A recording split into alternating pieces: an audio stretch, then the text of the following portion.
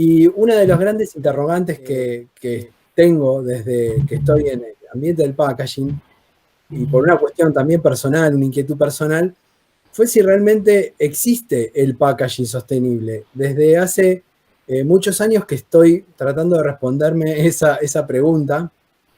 Este año decidí abrir un canal de YouTube para poder hablar y aprender de eso, que los invito a visitar si tienen ganas, que es el canal de Guillermo Dufranc, donde empecé a indagar un poco más profundamente sobre cuáles son las cuestiones intrínsecas que tiene el packaging y el impacto ambiental. Y realmente yo no sé si el packaging es lo sostenible, si son los materiales, es el diseño, son nuestras acciones, es todo junto. Les voy a mostrar una presentación breve, tomando un ejemplo muy simple. Por ejemplo, hoy en día estamos muy acostumbrados a pedir un delivery, ¿no? Decís, bueno, queremos comer una pizza, una hamburguesa, sobre todo en esta época de pandemia que no se puede salir. Bueno, pidamos el delivery. Es algo, digamos, que no tenemos que hacer demasiados pasos para pensar, ¿no? ¿Y qué va a venir? Y va a venir una bolsa. Y probablemente adentro de esa bolsa venga una cajita, ¿no? Donde tenga algo, un alimento. También va a venir una bebida, posiblemente en una latita, dependiendo de lo que hayamos elegido. Y posiblemente venga un sachet de condimentos en un envase flexible. Y posiblemente vengan unas servilletas que en el mejor de los casos sería de papel recuperado, reciclado. Y todos estos envases que vinieron en esta decisión tan simple que dijimos, che, pidamos una hamburguesa y nos llegó y la comemos y está buenísimo, muchas veces no caemos en la cuenta en qué es lo que tuvo que pasar para que todo esto esté junto en el momento en que lo pedimos, en el momento en que lo recibimos. ¿Qué tuvo que haber pasado acá? Esto no lo mandó la casa de comidas, esto no lo mandó la pizzería, no salió de ahí. Esto salió del medio ambiente, esto salió de un recurso natural. Cada uno de estos envases vienen de un lugar de la Tierra que tuvo que haber sido extraído, procesado, transportado, convertido, impreso, transformado, distribuido, y de ahí nos llegó a nosotros. En todo ese proceso, cada uno de estos materiales necesitó una carga de energía, de esfuerzo, de agua, de combustible, que generó un impacto ambiental, ¿no? Y por ahí tenemos un poco algunas percepciones como, la bolsita de plástico es mala y el cartoncito es mucho mejor, porque el plástico tarda 500 años en degradarse y se forma microplásticos, yo qué sé, en cambio el papel es biodegradable. Perfecto, pero para fabricar la bolsita de plástico se necesitó menos cantidad de energía, menos dióxido de carbono emitido a la atmósfera, menos cantidad de agua que para producir la cajita de cartón. Entonces ahí decimos, por un lado el plástico es mucho más económico en esos términos, pero perdura mucho en el medio ambiente y contamina, y la cajita no contamina en cuanto al residuo, pero sí contaminó bastante o requirió bastante de la extracción de recursos naturales. Y cada uno de estos materiales tiene una particularidad de esas. Entonces, no es que hay un material mágico que nos va a servir más que otro, sino que hay una combinación de acciones que podemos tomar para poder hacer que cada uno de estos envases tenga un aprovechamiento mayor de los recursos que consumió. Todo proviene del medio ambiente. Y mucho, lamentablemente, termina en el medio ambiente. Pero no termina de una forma regenerativa, ¿no? Sino que termina en una manera acumulativa, en rellenos sanitarios, en el mejor de los casos, emitiendo gases, dióxido de carbono, generando bacterias que no tienen aire para degradarse naturalmente. Entonces, es un problema que haya esta acumulación de todas estas cosas que costaron tanto a la Tierra, sacarla, procesarla, para después desperdiciarlo en este contexto donde no se utiliza y no se aprovecha para nada. Como cada etapa de la que hablamos consume energía y emite dióxido de carbono, tenemos que entender el paso a paso, ¿no? La extracción, la producción, la distribución la comercialización, todo eso que requirió tanto esfuerzo para dejarlo como un residuo y tirarlo y tener que empezar de nuevo, ¿no? Muchos me van a decir, bueno, pero el reciclado, volvamos. Sí, sí, el reciclado está bueno, pero también consume energía y emite dióxido de carbono. Por lo tanto, todo lo que se fabrica y se pone como residuo, difícilmente sea viable poder reciclarlo todo para volverlo a entrar, ¿no? Entonces hay que empezar a tomar un balance de cosas para que no demandarle tanto al sistema de recuperación y reciclado para tener que fabricar algo nuevo y contener todo ese residuo y transformarlo de nuevo.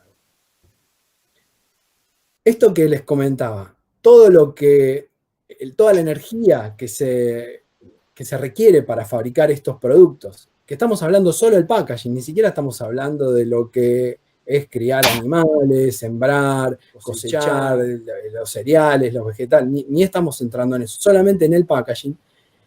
Se mide la huella de carbono, que es las toneladas de dióxido de carbono, que es el gas principal, pero son todos los gases de efecto invernadero que se acumulan en la atmósfera y que ayudan a retener más cantidad de calor de lo que debería, produce el calentamiento global. ¿Qué podemos hacer desde el diseño? Les quiero mostrar un ejemplo, bastante simple, bastante sencillo, pero donde está concebido todo un ciclo donde se utiliza todos los recursos dentro del mismo sistema, el mismo esquema de consumo, distribución y disposición del residuo. Estos edamames son unas chauchas de soja que contienen los porotos de la soja, y esta empresa de catering cocina las chauchas de los porotitos y te lo sirve en un conito de cartón para comerlo. Uno pela la chaucha, se come el poroto y la chaucha se descarta, ¿no? Entonces esto no es un cono cualquiera. Este cono está cargado de mensajes, donde acá el diseño gráfico también tiene que jugar un papel fundamental para poder comunicar y transmitir qué es lo que estás teniendo en la mano. Y bueno, y también hay una cuestión de cantidad de recursos, ¿no? De cantidad de tintas, qué es lo que se utiliza, el sustrato, el material que se utilizó. Estos envases, estos cartoncitos tienen un área destinada para que uno vaya dejando el residuo de lo que va comiendo. Esto mediante una operación bastante simple de diseño estructural del contenedor, de la cartulina, se va plegando y genera ese lugarcito para ir poniendo el residuo. Con ese residuo se procesa junto con el cartón, o sea, los residuos, los desperdicios de la chaucha de estos porotitos, se procesan para crear más de estos cartones. Entonces, acá el personaje dice, no, parece un déjà vu, algo que ya volvió, algo que vuelve a pasar una y otra vez. Porque son los mismos desperdicios que genera el consumo de este producto los que ayudan a crear el contenedor con el que se van a volver a consumir los nuevos. Y estos materiales, esta identidad gráfica que crearon, está utilizada en todos los puntos de contacto de la marca, para las tarjetas de visita, por ejemplo, creando también un estilo de comunicación particular. Hablamos de también la economía de recursos, 3 colores, que podrían ser 3 tintas, para no hacer uso desmedido de la cantidad de recursos de impresión. El sustrato creado con el residuo de lo que deja el consumo de este mismo producto. Y también hay un trabajo de lettering, ¿no? Que da espontaneidad, que da cercanía. Y qué importante que es para una compañía o un emprendimiento que realiza un proyecto de este tipo, es comunicar al consumidor el valor que está aportando mediante el consumo de esta propuesta. Porque gracias a que consumís de esto, no estás consumiendo de otra cosa que quizás no tiene este valor circular de recuperar su propio residuo. Esto cierra de todo, ¿no? Con estos puntos de recolección, que es uno de los grandes temas del reciclado, de la recuperación de los desperdicios, que es dónde disponer, ¿no? Y en estos lugares que se puede consumir el producto, se puede disponer en unos contenedores también creados con cartones a partir de los desperdicios que produce el mismo consumo de ese producto, donde además también siguen cargándolo de mensajes de una manera muy positiva, alegre, dinámica, para que el consumidor entienda, ¿no?, que lo bueno de hacer una acción, que no solamente te estás alimentando con un producto sano, sino que además estás contribuyendo a que esto no termine contaminando el medio ambiente. Entonces, para ir cerrando este esquema de lo que habíamos hablado, ¿no?, ¿cuántas posibilidades hay dentro del cierre del ciclo? Bueno, hay unas cuantas. Habíamos hablado de la extracción, consume recursos, extraemos recursos de la naturaleza, la producción, ¿no?, la fabricación, emite dióxido de carbono, la distribución también, por el transporte. Acá es donde se pueden empezar a jugar, bueno, cuáles son las fuentes, si es mediante transporte eléctrico, bicicletas o energías renovables. Bueno, ahí es donde empiezan a afectar todas estas cuestiones para que ese proceso tenga el menor impacto posible.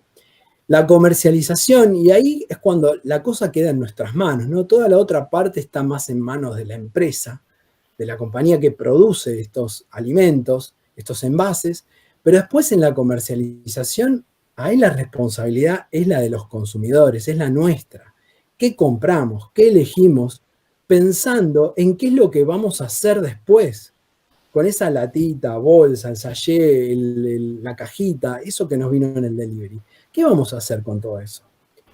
Como les decía, reciclar está bueno, es importante, pero también es una demanda grande de energía y de cantidad de recursos que se necesitan para eso. Entonces, ¿qué sería lo óptimo? Y reutilizar, ¿no? Reutilizar la mayor cantidad de veces los envases que tenemos, que en general están hechos para durar mucho.